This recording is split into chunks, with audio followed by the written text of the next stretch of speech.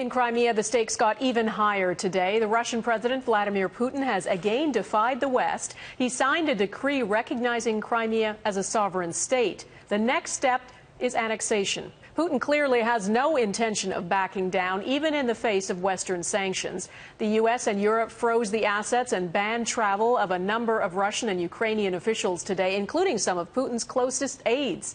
Our Tom Clark is in Kiev, Ukraine, tonight. Tom? Well, thank you, Donna. It's pretty obvious that Ukraine is in no position to carry on this fight by itself. Because of the revolution here 2 weeks ago, there's only a caretaker government in this country. And so today, the Western nations got together and unveiled a coordinated set of sanctions against Russia, both personal and financial. There's now a list of about 30 Russians and Ukrainians who are no longer permitted to travel to Canada, the United States, or to Europe. And today, President Obama made it very clear that this is just the beginning. These sanctions can get a lot tougher. And he laid out what Russia has to do to bring them down. I believe there's still a path to resolve this situation diplomatically in a way that addresses the interests of both Russia and Ukraine.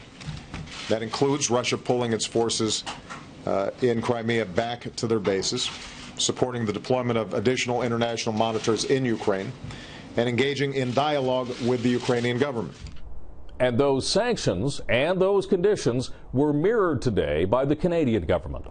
We must keep the pressure on, and we must continue to maintain sanctions and maintain putting in place strong steps to dissuade this behavior. This was all triggered by the overwhelming results of yesterday's referendum in Crimea, and things there are moving very quickly, and it is where tonight we find Global's Paul Johnson. Paul?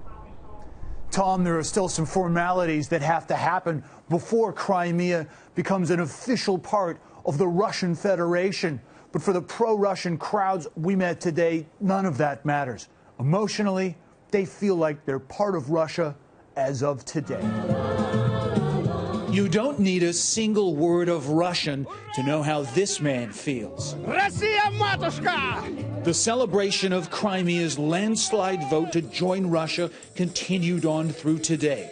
No one here cares that Western capitals don't recognize the vote.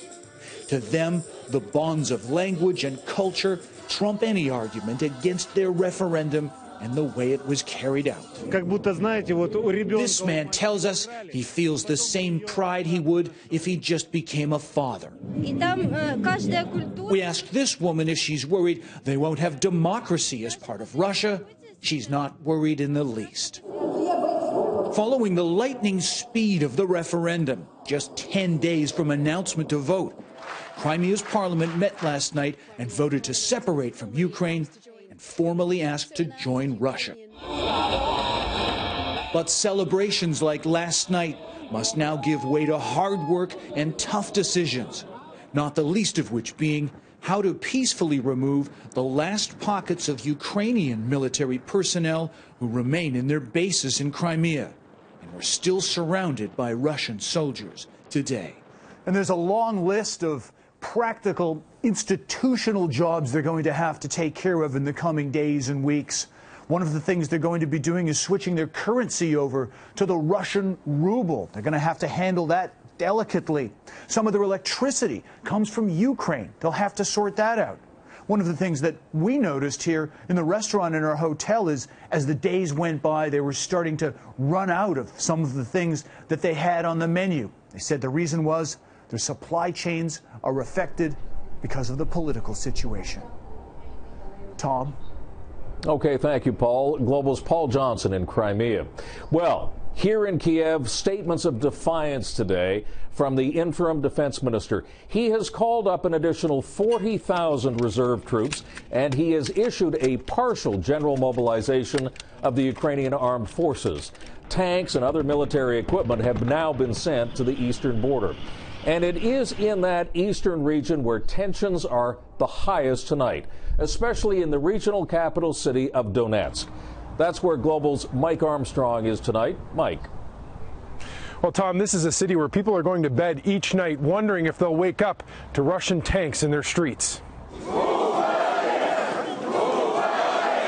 A new warning from police didn't keep pro-Russian demonstrators off the streets. They returned to the regional legislature this morning despite being told if the building is stormed again, protesters will face 15 years in prison.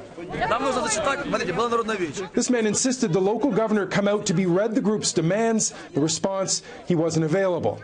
Now, among their demands is a referendum, the only way, this woman says, to avoid violence. I think that we are on the edge of the civil war. Most in this group would welcome Russian soldiers as peacekeepers to help with a referendum similar to the one in Crimea.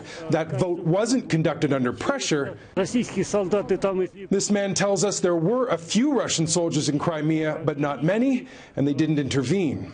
I'm not afraid of Russian soldiers. I'm afraid of people, of Ukrainians with masks. There have been several pro-Russian marches in recent days, but the pro-Ukrainian side has been silent. The local governor requested that they not hold any activities. The situation is too tense. It can be more deaths. Artur Shertsov is a pro-Ukrainian leader and accepted to keep his supporters off the streets, but he predicts if Russia intends to invade, it will happen in the next 3 days. I hope that the Russians have, more brains than Putin, and they don't come here. Now, how seriously is the local government taking the threat of a Russian invasion? Very. The local government was in Kiev today, but announced they're digging a trench outside the city along the Russian border, 2 meters deep and 4 meters across. Tom? Thank you. Okay, thanks, Mike. That is Global's Mike Armstrong in Donetsk tonight. Well, we may have a better idea tomorrow where all of this is going when Russian President Vladimir Putin addresses his parliament. At the very least, we can expect Russian sanctions against the West, and that includes Canada. But I think it's safe to say tonight that neither side in this standoff seems to have overwhelmingly the upper hand. Donna? It certainly seems so. Tom Clark in Kiev tonight. Thank you.